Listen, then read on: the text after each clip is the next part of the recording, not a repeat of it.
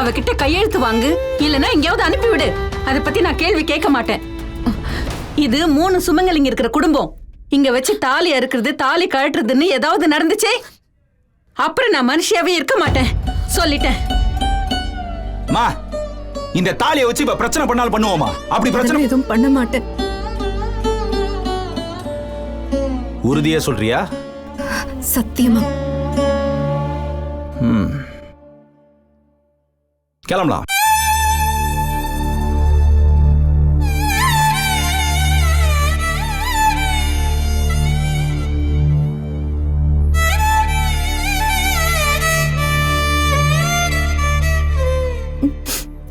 மா, குப்பை மாதிரி நான் வெளியே நின்ன, நீங்க தான் என்ன இந்த குடும்பத்துல இருக்கிற ஒருத்தியா மாத்துனீங்க.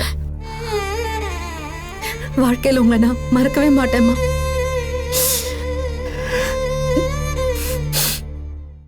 இப்போதைக்கு என் தாலியை காப்பாத்தினதுக்கு தேங்க்ஸ்மா. என்ன ஆசீர்வாதம் பண்ணி அனுப்பிச்சு வைங்க.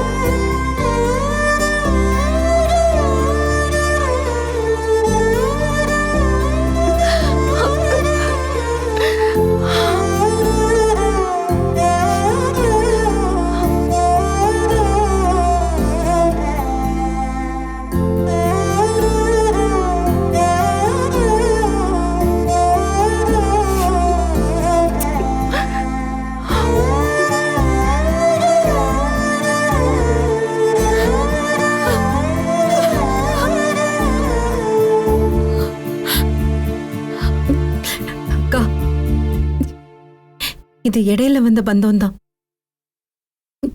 நான் இப்ப போறேன் தான். அதுக்காக நான் உங்க தங்கச்சி இல்லைன்னு ஆயிடாது. பாப்பாவை நல்லா படிக்க வைங்கக்கா. இந்த விஷயத்துல செலவன்லாம் பார்க்காதீங்க. அவ என்ன படிக்கணும்னு நினைக்கிறாளோ நான் படிக்க வைக்கிறேன். ஆனா அவ நல்லா படிக்கணும். உங்களை மாதிரி அடங்கி போய் உட்காரவளா இல்லாம தைரியமா தலை நிமிர்ந்து நடக்கிறவளா வளர்க்கணும்க்கா. அவ உன் பொண்ணு அபி. அவளை என்ன வேணா படிக்க வை, எப்படி வேணா ஆளாக்கு. அது போதும் எனக்கு. கடைசி வரைக்கும் அவளை கண்ணால கூட பார்க்கலையேக்கா. ஒரு போட்டோல கூட காட்டாம விட்டுட்டீங்க.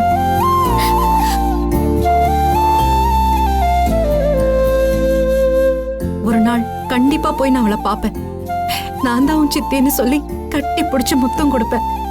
அதான் சொல்லிட்டேனே அபி, அவ உன் பொண்ணுன்னு. அப்புறம் என்ன? நான் போறேன்க்கா.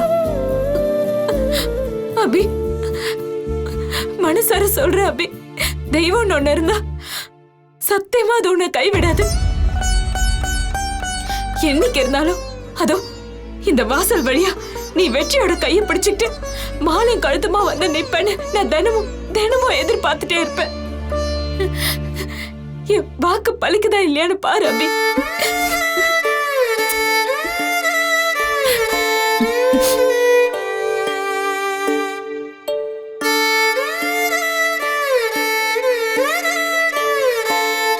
மாமா, உங்களுக்கு என் மேல கோபம் இருக்கலாம், அது நியாயமானதுதான். ஆனா அந்த கோபம் உங்க மேலதான் உங்களுக்கு வரணும். உங்களுக்கு எந்த குறையும் இல்லை. நல்ல படிப்பு இருக்கு, திறமை இருக்கு. ஏதோ ஒரு தயக்கம், ஏதோ ஒரு கூச்சம், ஏதோ ஒரு பயம். அதனாலதான் உங்களால நிம்மதியா ஒரு வேலையில உட்கார்ந்து வேலை செய்ய முடியல.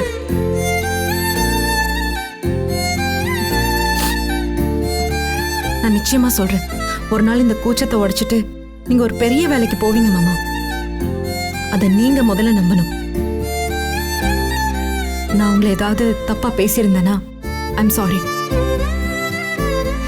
நான் போறேன்.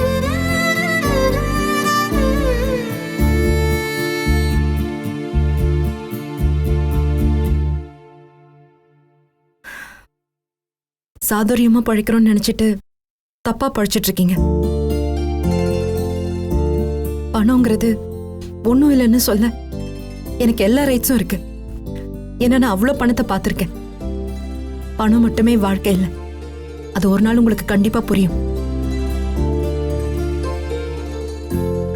உங்ககிட்ட பணம் இருந்தாலும் மனுஷங்க யாரும் இருக்க மாட்டாங்க. அப்ப ரொம்ப வருத்தப்படுவீங்க. நான் வரேன். ஏய் நெல்லு, என்ன உள்ள வரப்போ வெறும் மஞ்ச கயிறோட தானே உள்ள வந்த? இப்ப போறப்போ என் மாமியார் கஷ்டப்பட்டு சேர்த்து வச்ச தாலிய அப்படியே அமுக்கிட்டு போக பாக்குறியா?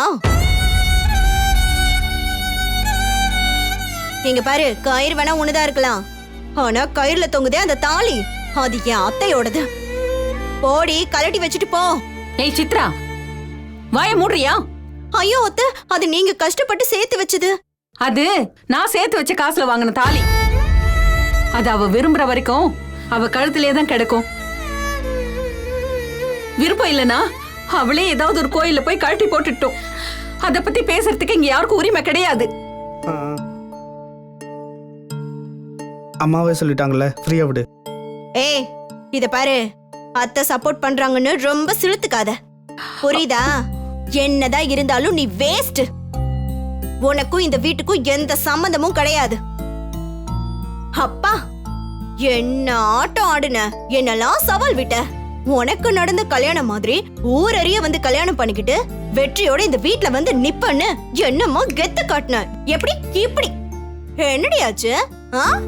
அசிங்கப்பட்டு அவமானப்பட்டு இந்த வீட்டை விட்டே ஓன அழுதுட்டு ஓட போற.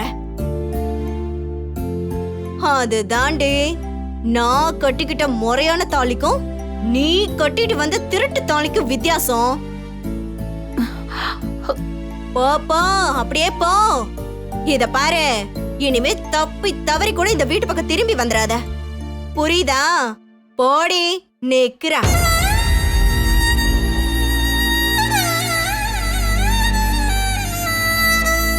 மாமா, நான் கிளம்புறேன்.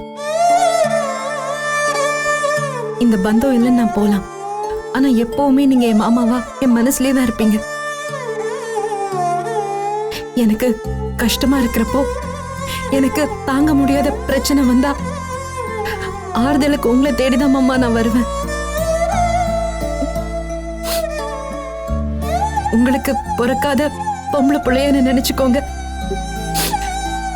நான் போறேன் மாமா, என்ன ஆசீர்வாதம் பண்ணுங்க. நல்லா இருமா, நல்லா இரு.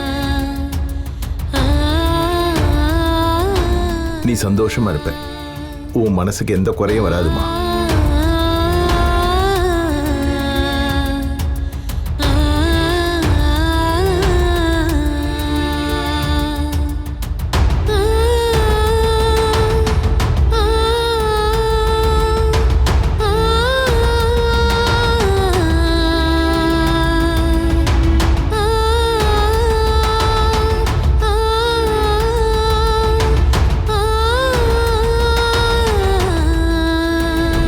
நான் வேணா போய் வழி அனுப்பிட்டு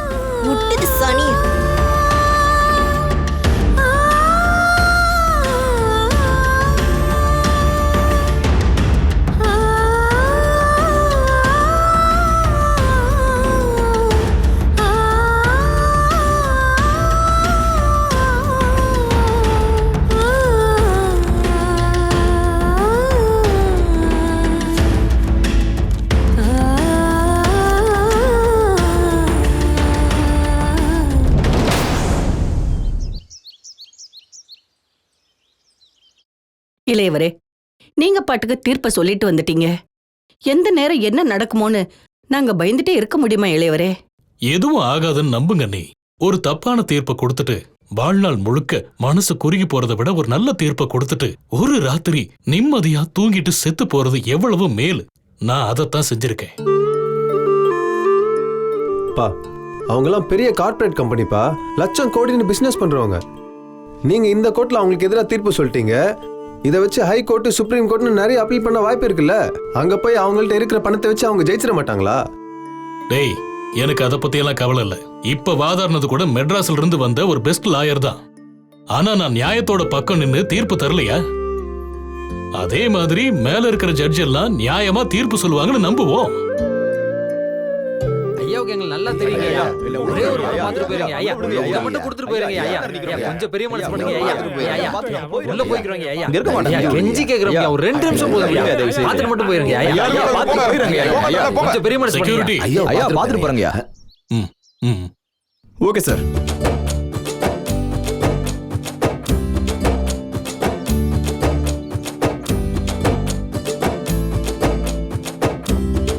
நீங்கெல்லாம் யாருங்க? ஐயா, நீங்க காப்பாத்தின 1000 பேர்ல நானும் ஒருத்தன் தான்யா.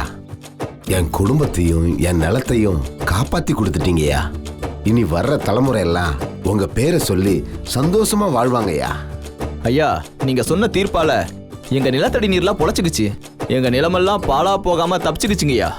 அதுக்கு நன்றி சொல்லிட்டு போலான்னு தான் வந்தோம். ரொம்ப நன்றிங்கய்யா. இத பாருங்க, என்னோட கடமை என்னவோ அதைத்தான் நான் செஞ்சிருக்கேன். இதுல நன்றி எல்லாம் எதுக்கு? ஐயா, இனிமே நீங்க தான் எங்க குலசாமி. எப்பவுமே அறுவடை செய்யற முதல் கருத குலசாமிக்கு தான் படைப்போம். இந்த கேஸ்ல ஜெயிச்சா அறுவடை அறுத்துப்பலான்னு எல்லாத்தையும் அப்படியே போட்டு வச்சிருந்தோம் சாமி. தீர்ப்பு வந்ததுக்கு அப்புறம் அவசரமா ஓடி போய் கதிர் அறுத்துட்டு வந்தேன் சாமி. முதல் கருத உங்களுக்கு படைக்கலான்னு கொண்டு வந்தோம். குலசாமிக்கு படைக்கிறதா நினைச்சு உங்களுக்கு படைக்கிறோங்க ஐயா. ஏத்துக்கங்க ஐயா.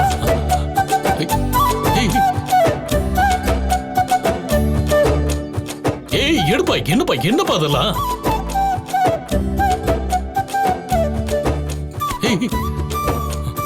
எங்க காட்டுல முதல்ல மல்லாட்ட அறுத்து உங்களுக்கு தான் படைக்கிறோம். இத பாருங்க, இதெல்லாம் ரொம்ப தப்பு. ஜட்ஜுக்கு இந்த மாதிரி தர்றதெல்லாம் லஞ்சத்துல செய்யறோம், தெரியுமா உங்களுக்கு? ஐயா, இதெல்லாம் படையலுங்க ஐயா. இதெல்லாம் உங்களுக்காக கொண்டு வந்தது. தாராளமா ஏத்துக்குங்கய்யா. சட்டம் அதை புரிஞ்சுக்காது. அதுக்கப்புறம் ஏன் மேலதான் நடவடிக்கை எடுப்பாங்க, தெரியுமா? இதையெல்லாம் நான் மனசால ஏத்துக்கிட்டேன்னு நினைச்சுக்கங்க. தயவு செஞ்சு இதெல்லாம் எடுத்துட்டு போயிடுங்க. என்னது? உங்க மனசு எனக்கு நல்லா புரியுது. உங்க நன்றி கடனுக்கு நான் தகுதியானவன் கிடையாது. ஆனாலும் நான் இதை ஏத்துக்கிறேன். ஜட்ஜை வீட்டுல வந்து பார்த்து இந்த மாதிரி பொருள் எல்லாம் தர்றது தப்பு. ப்ளீஸ் எடுத்துட்டு போங்க. இல்லனா ஏன் பதவிக்கு ஆபத்து வந்துடும். உங்களுக்கு தீர்ப்பு சொன்னதால வராத ஆபத்து உங்க பொருளை ஏத்துக்கிறதால வந்ததுன்னா அது தப்பு இல்லையா? எடுத்துட்டு போங்க. மன்னிச்சுங்க சாமி, ரொம்ப நன்றிங்கய்யா. இதெல்லாம் நாங்க எடுத்துட்டு போறோம் ஐயா. ஏய், எடுத்துங்கப்பா.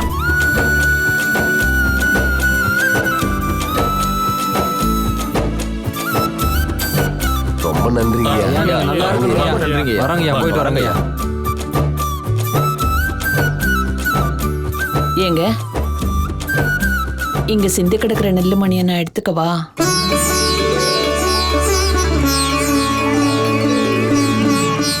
எடுத்துக்கோ.